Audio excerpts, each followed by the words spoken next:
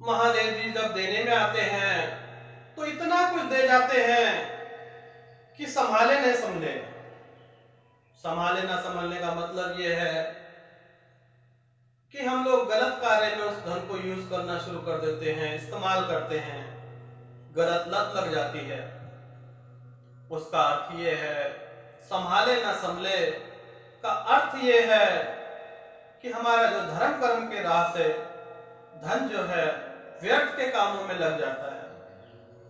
लेकिन जब महादेव लेते हैं तो खाल भी उसेट लिया करते हैं। इसी पर एक कथा है। एक गांव में एक कुम्हार रहता था।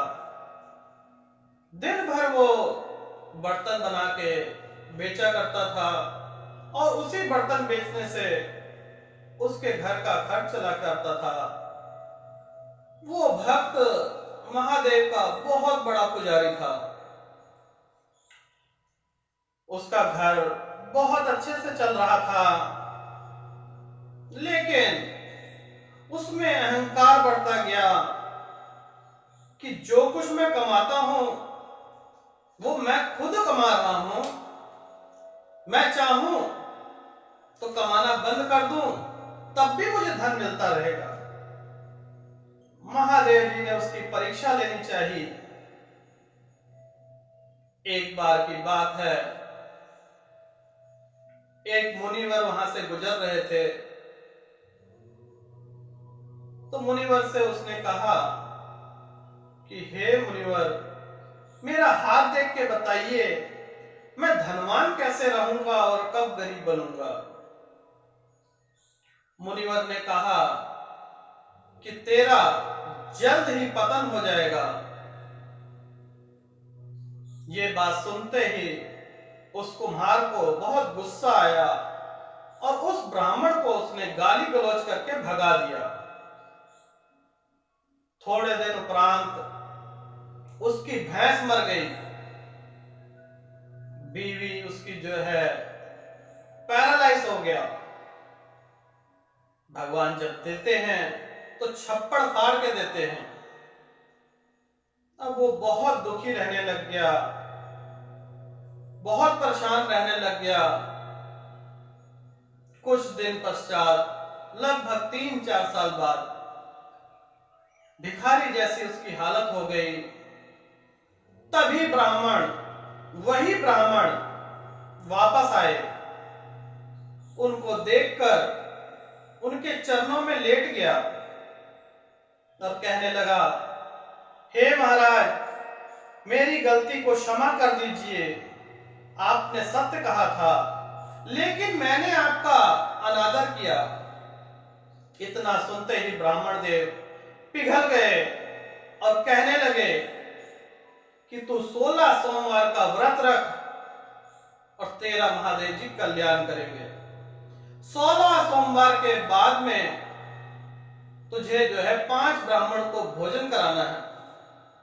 वो कहने लगा, मैं तो अपना ही पेट नहीं भर सकता, तो 5 ब्राह्मण का कैसे पेट भरूंगा। मुनिवर कहने लगे, पगले, महादेव हैं, तू पूजा अर्चना तो शुरू कर, देख तेरा भंडार कैसे भरते हैं। इतना कह के ऋषिवर चले गए।